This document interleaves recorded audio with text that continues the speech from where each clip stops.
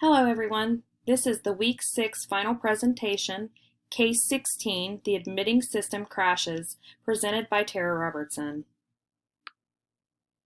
In this presentation, I will be presenting the following information: the needs for ABC Healthcare Columbus, propose a risk analysis strategy, assess the components of healthcare decision-making with emphasis on System Development Life Cycle, SDLC, determine the impact technology has on cultural factors in healthcare provisions and decision-making, discuss stakeholders and their roles, summarize data governance, as well as compare and contrast the roles of technology and enterprise-wide information as it relates to data governance, explain economic impact of acquisition, and answer some questions and answers. ABC Healthcare in Columbus is a 900-bed facility with over 47,000 admissions last year alone. They had a very capable ID department, but their admitting system was out of date, scheduled to be replaced within 2 years. The system they currently had was 12 years old. Due to a system failure, they are now in need of an immediate upgrade and overhaul of their admitting system. The EHR system needs an immediate upgrade. Backup servers should also be installed. The staff should be properly trained in the use of the new system. Standard operating procedures should be made for the use of emergent situations in cases of outages of the EHR system. And time management should also be taught to ensure patient wait times during outages do not increase and to ensure patient safety is still priority and properly maintained. The needs listed were due to a major incident that occurred because the out-of-date system went down without notice, and no backups had been created. The issue could have resulted in major monetary loss for the facility and could have caused major issues in the continuity of care and patient safety. Next, we're going to go over the risk analysis. There are many methods of which risk analysis is available for use. There are government-sponsored guidelines as well as toolboxes available to aid in risk assessment. At ABC HCC, I will focus on 3 basic actions: identifying where the PHI is, identifying and potential threats to that PHI, and identifying any risk. One agency used for assessing risk is AHRQ. According to AHRQ's website, they released a new interactive online tool to help assess an organization's needs.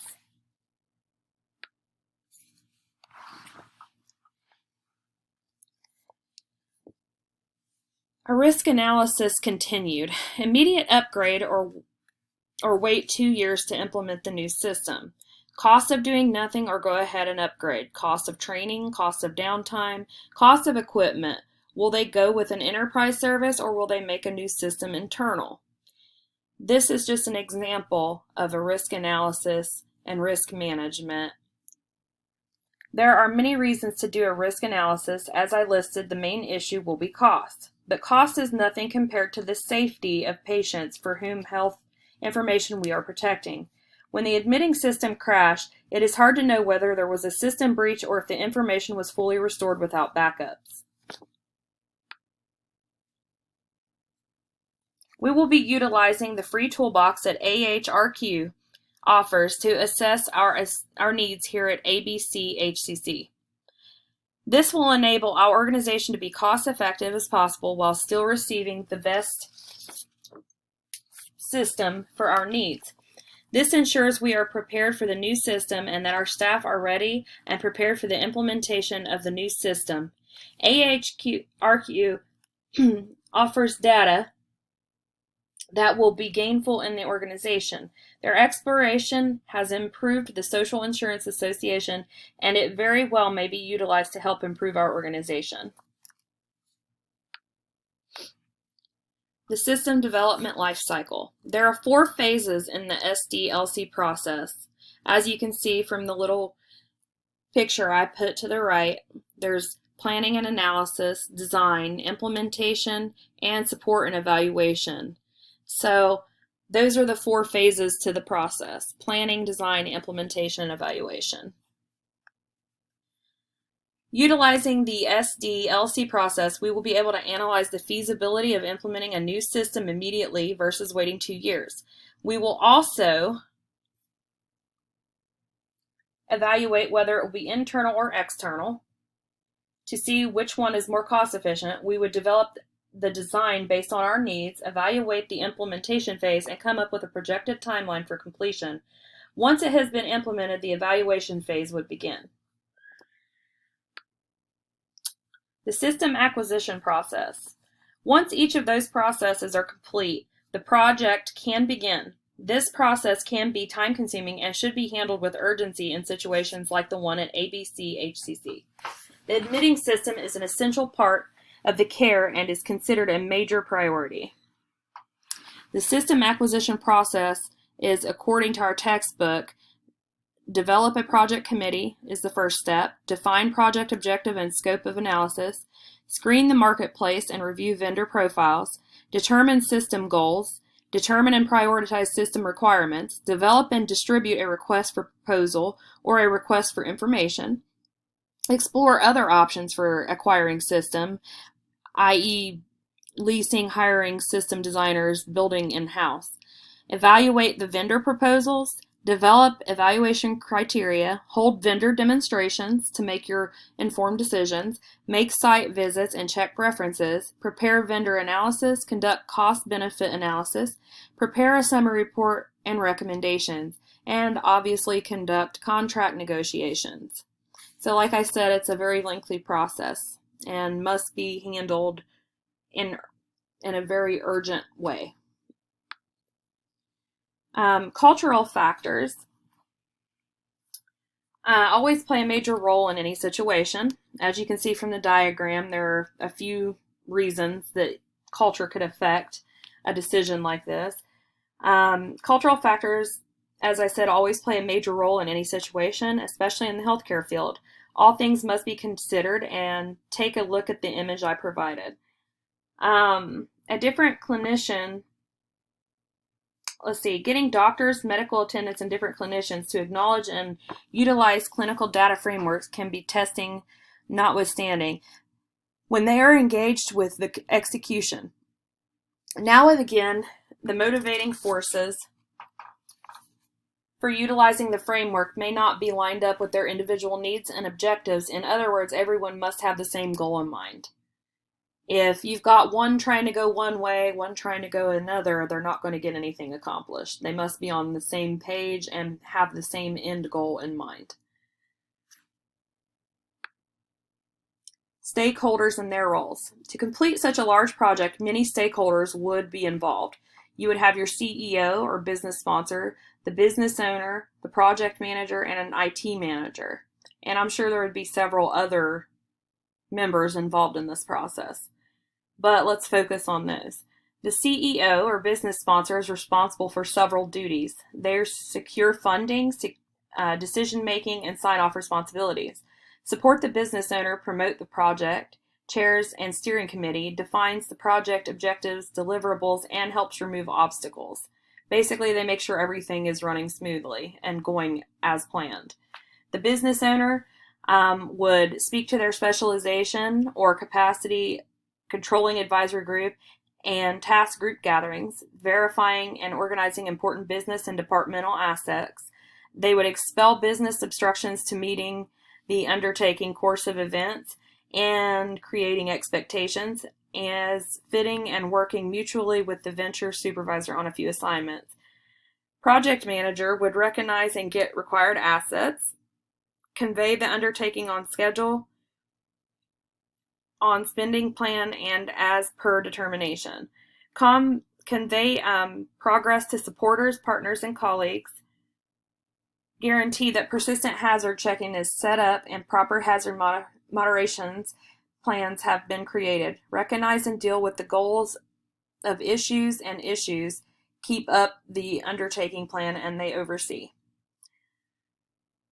The IT manager represents IT. It has the final IT decisions, helps remove obstacles related to IT, and helps promote the project internally. They are basically making sure that internal everything is running smoothly. They're trying to make sure that the new system is going to fully integrate with no issues.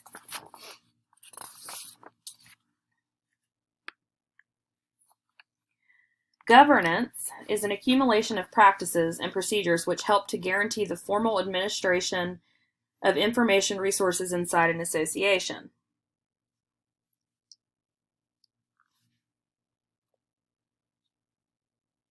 According to our textbook, well-developed governance has several characteristics.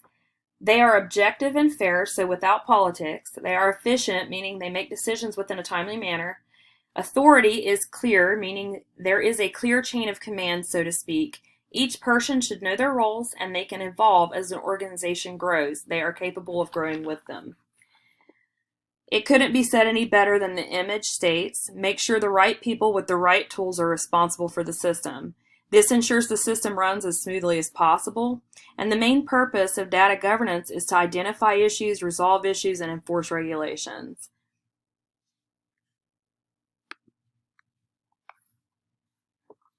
Health information exchange is vital to any healthcare organization. A failure to this system would have devastating results within a healthcare facility. In this case, the admitting system has become inoperable and needed backed up. The backups were corrupted, and therefore proper data exchange couldn't occur. So, health information exchange requires a ground-up approach. Health information exchange requires the support of upper management and may require additional staffing to be hired to ensure its success. Without having upper management, you cannot make this run smoothly. So it is imperative that your upper management be on board and support you fully in this process.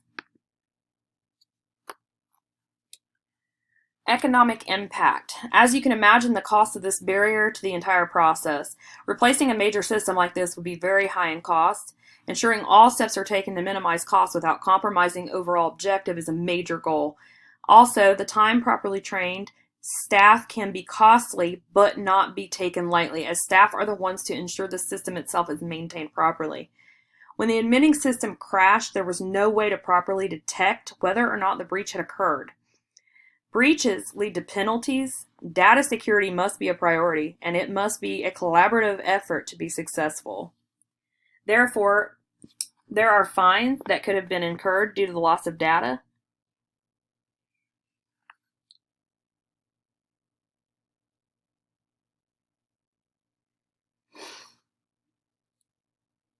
There was no way to know if a breach occurred, as we know. Breaches could lead to fines, penalties, which could cause the HTO much more harm than good. It's imperative that training is a top priority, which results in time and money as well. The systems themselves must be very costly to replace. Overall, the economic impact would be very costly, but to do nothing would cost much more in the long run. So some questions that I have are, how can we ensure breaches will not occur in the future? And the answer to that question is by adding extra layers of protection in the form of backup servers and specifically trained staff. 2, how can we ensure the staff are ready for any future system outage? By providing them with training and periodically having drills. This will allow them to get comfortable if the system ever goes down, and they will know what steps to take. 3, how will the new admitting system positively impact the day-to-day process within the organization? By having a new system in place, there will be less wait times, which will positively impact the flow of patients' access to care. It'll also give them confidence in our new system. They will know that their data and their information is safe and current and up to date. In conclusion, ABC Healthcare in Columbus has an obligation to ensure that their systems are maintained and kept up to date. They must ensure all laws are enforced that pertain to data governance. They must ensure their system is properly backed up to prevent breaches at all costs. The admitting system must be upgraded to prevent any future issues. Staff must be properly trained or hired. The organization has an obligation to ensure they have a reliable system with the up-to-date, accurate information to ensure patient safety and improve the overall quality of care. Having properly backed up systems ensure the data is maintained even with a system outage. This ensures the loss of revenue due to corruption in data can be minimal. Having backup servers will allow the backup to not nearly as devastating as they